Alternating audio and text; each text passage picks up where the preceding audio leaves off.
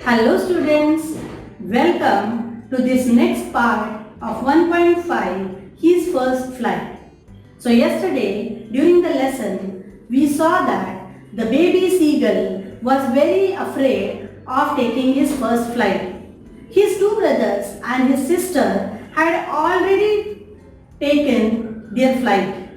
But the baby seagull was very afraid because he thought that his wings would not support him. But the whole family were trying, the whole family was trying to taunt him for his cowardiceness. The whole family was trying to taunt him for his cowardice. And so the baby seagull was very much upset because he couldn't fly. Now we shall start with our next part. Open page 32.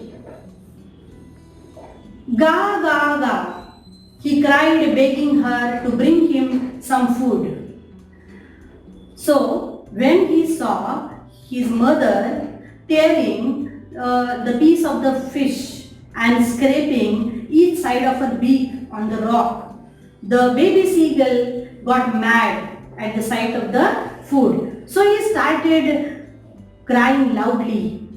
He made the shrill noise. He started saying ga, ga, ga to bring him some food. So he was telling his mother to bring the baby seagull some food. Ga bolla, she screamed back derisively. Derisively म्हणजे उपहासाने. In a manner showing someone that she or he is stupid. So the mother screamed saying ga bolla.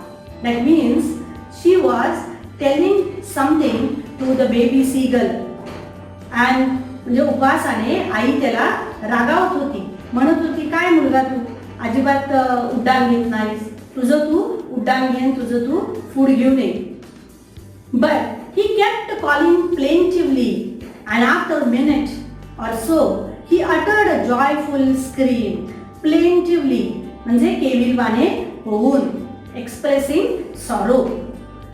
But he kept calling plaintively, and after a minute or so he uttered a joyful scream. आणि थोडा वेळ तो अगदी केविलवाणा होऊन ओरडत राहिला आणि एक मिनिटावर आणि त्यांनी एकदम आनंदाने एक चित्कार टाकला.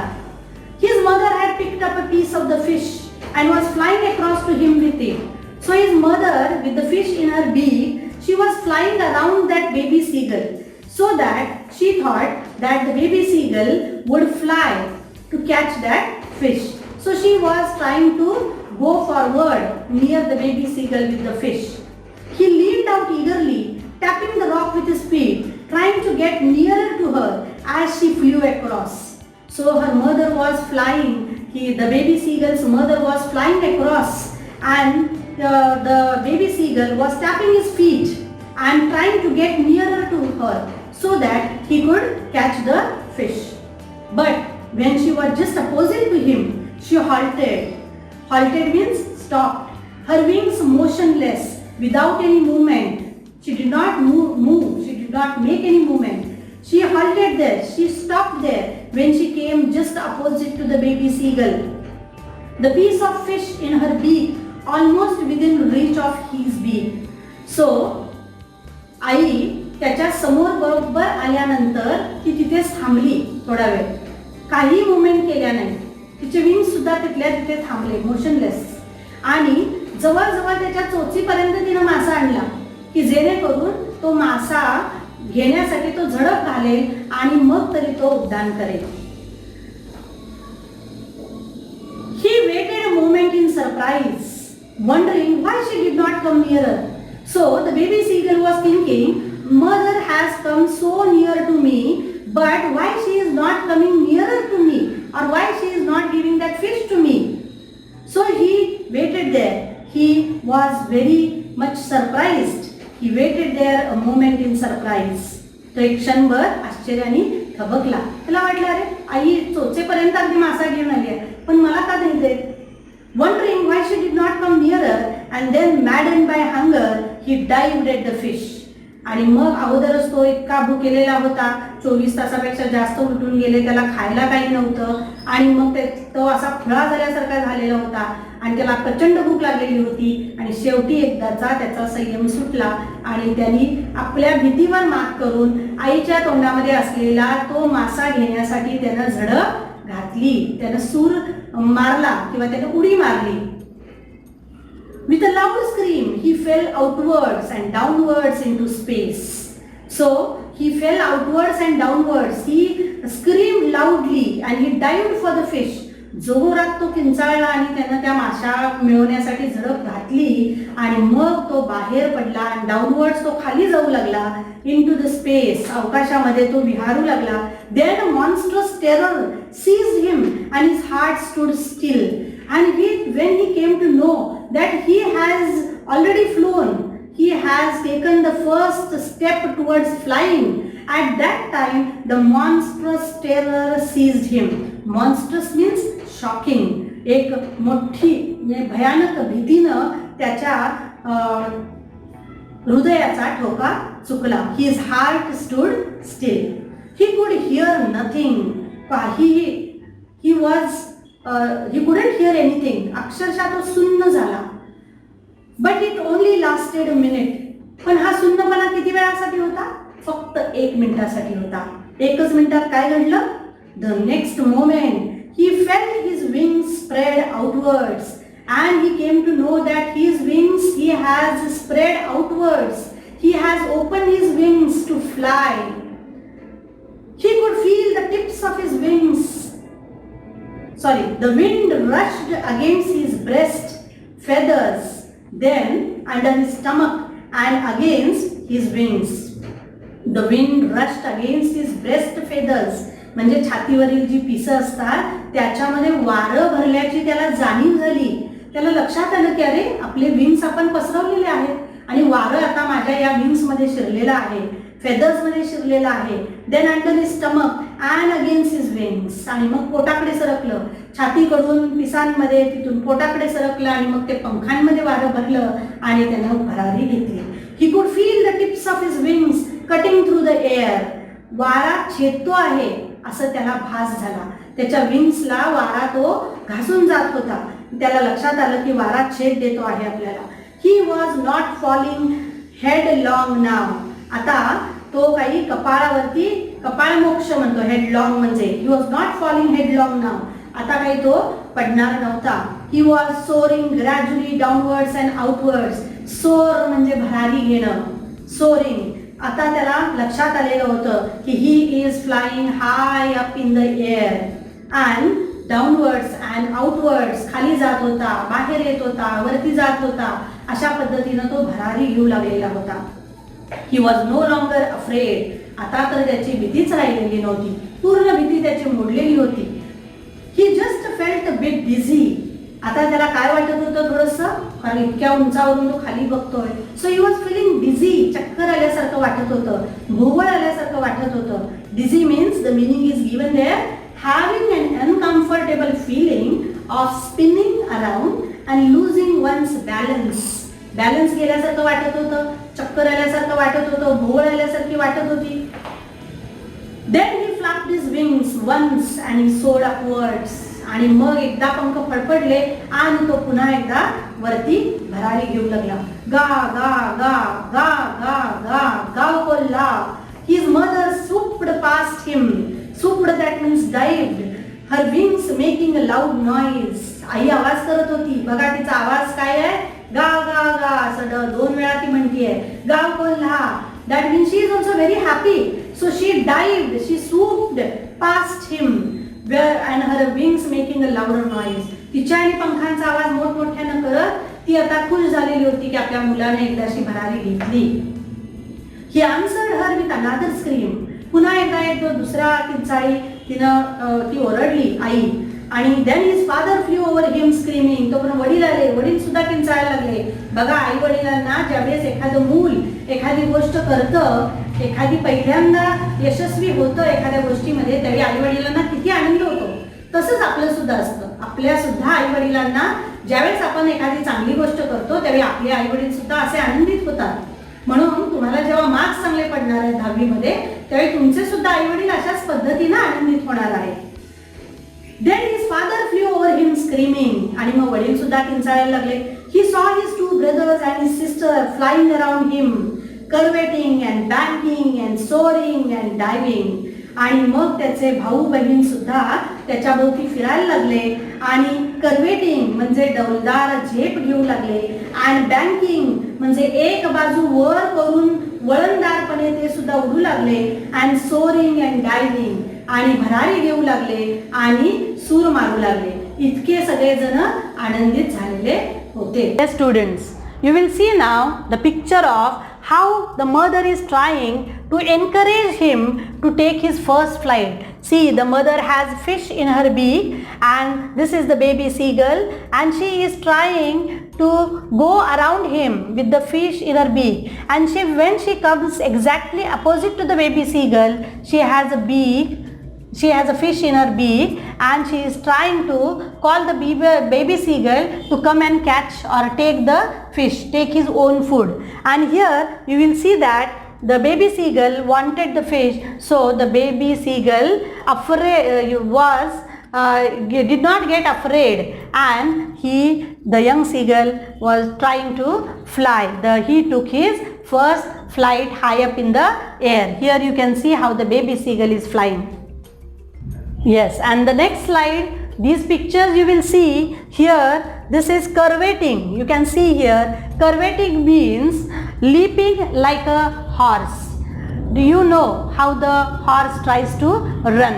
2 पाय, 4 पाय एकत्र घेऊन कसा घोडा पळत असतो, तसं हे 2 पाय बघा त्यांनी उचललेले आहेत आणि हे झेप घेत आहेत. ह्याला म्हणतात डौलदार झेप, म्हणून curvetting. And banking, you will see banking, the meaning is given here, flying with one wing higher than the other. That means this is one wing is here and the other wing is this side, so in this position the bird tries to fly. So this is banking, वळणदारपणे उडणे, एक बाजू वर करून वळण घेत घेत उडणे. तर हे वळण घेत घेत त्याची भावंड उडत आहेत. So this is banking, and this is soaring, to fly high up in the air. That means soaring, भरारी घेणं, उंच उंच आकाशामध्ये जाऊन उडणं म्हणजे भरारी घेणं. So this is soaring. Then he completely forgot that he had not always been able to fly and commended himself to dive and soar and curve, shrieking shrilly. So now he took his first flight. The baby seagull took his first flight and he completely forgot that he was afraid of flying. पूर्णपणे विसरून गेला की आपल्याला उडता येत नव्हतं, आपल्याला मनात भीती होती. And he had not always been able to fly. पूर्वी याला कधी उडताच येत नव्हतं, हे पूर्णपणे विसरून गेला. And commended himself to dive and soar and curve, shrieking shrilly. आता त्याला स्वतःला सूर मारायचा होता, भरारी घ्यायची होती. डाईव्ह सूर मारायचा होता, सोर भरारी घ्यायची होती. कर्व हवेत वळणदारपणे विहार करायचा होता. And shrieking shrilly, that means he wanted to make a loud cry. Shrieking म्हणजे मेकिंग अ लाऊड क्राय, किंचाळणे. त्याला किंचाळायचं होतं. कसं किंचाळायचं होतं? श्रिली, कर्कश आवाजामध्ये. हे सगळं त्याला आता करायचं होतं कारण आता त्याला उडता येत होतं. He was near the sea नाव, flying straight over it, facing straight out over the ocean. आता उडत उडत तो समुद्रापर्यंत आला. समुद्राकडे आल्यानंतर फ्लाइंग स्ट्रेट ओव्हर इट, समुद्राच्या वरून तो आता उडू लागला.